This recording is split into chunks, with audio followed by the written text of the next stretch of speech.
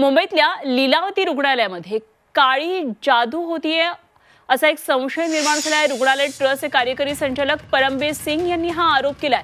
रुग्णालयामध्ये काळ्या जादूसाठी लागणाऱ्या वस्तू आहेत आणि संबंधितांवर गुन्हा दाखल करावा अशी अनिसनं मागणी केलेली आहे। तर महत्त्वाची बातमी आहे, मुंबईतली लीलावती रुग्णालयासंदर्भातली परमबीर सिंग सातत्याने आरोप करतात लीलावतीमधल्या कारभारावर आणि आता त्यांनी लीलावती रुग्णालयामध्ये काळी जादू असल्याचा आरोप केलाय। रुग्णालय ट्रस्टचे कार्यकारी संचालक आहेत परमबीर सिंग आणि त्यांनी हा आरोप केलाय। रुग्णालयामध्ये काळ्या जादूसाठी लागणाऱ्या वस्तू आढळलेल्या आहेत आणि संबंधितांवर आता गुन्हा दाखल करावा अशी मागणी अनिसनं केलेली आहे।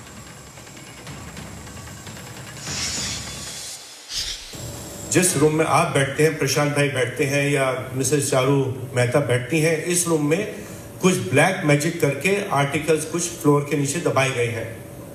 तो पूरे प्रिकॉशन लेते हुए विटनेसेस की प्रेजेंस में वीडियोग्राफी करते हुए वो फ्लोरिंग को खोदा गया और उसके नीचे से 8 कलश निकले, जिसमें कुछ ह्यूमन रिमेन्स, ह्यूमन बाल थे, बोन्स थी, इस प्रकार की वस्तुएं, कुछ चावल, कुछ और इतर वस्तुएं जो काले जादू के लिए यूज की जाती हैं, ब्लैक मैजिक के लिए यूज की जाती हैं, वो वस्तुएं निकली।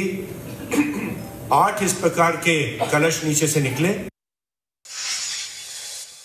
करणारे आहेत ते माजी पोलीस अधिकारी राहिलेले आहेत। त्या व्यक्तीला जर गुन्हा दाखल होताना अडचण होत असेल तर आपल्याला ह्या प्रकारामध्ये 3-4 गोष्टी जाणवतात। एक तर अंधश्रद्धा ह्या फक्त अशिक्षित अडाणी खेड्यापाड्यात आहे असं नाहीये। उच्च शिक्षित लोकांमध्ये, शहरामध्ये, नावाजलेल्या हॉस्पिटलमध्ये असे प्रकार घडतात। नंबर 1। नंबर 2 ची गोष्ट की एक अधिकारी असलेल्या, मोठा अधिकारी असलेल्या माणसाला देखील गुन्हा दाखल करताना अडचण येत आहे।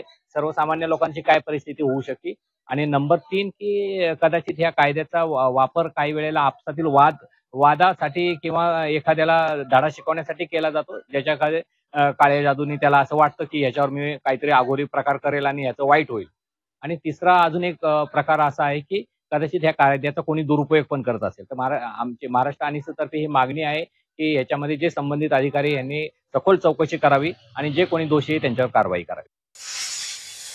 दरम्यान लीलावती काळी जादू झाली असेल तर बांद्राचे लोक तिकडे गेले असतील असा टोला संजय शिरसाट यांनी नाव न घेता ठाकरेंना लगावलाय।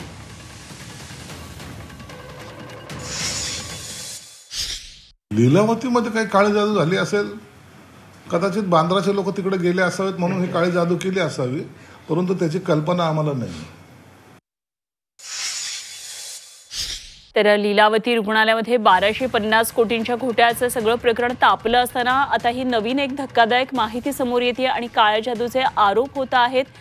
यामध्ये परमबीर सिंग यांनीच हे आरोप केलेले आहेत। तर अनिसनं सुद्धा यावर आता अशा प्रकारे पोलिसांनी, माजी पोलिसांनी जर अशा प्रकारे आरोप केले तर सर्वसामान्यांचं काय, अशा प्रकारे प्रश्न उपस्थित केला आहे।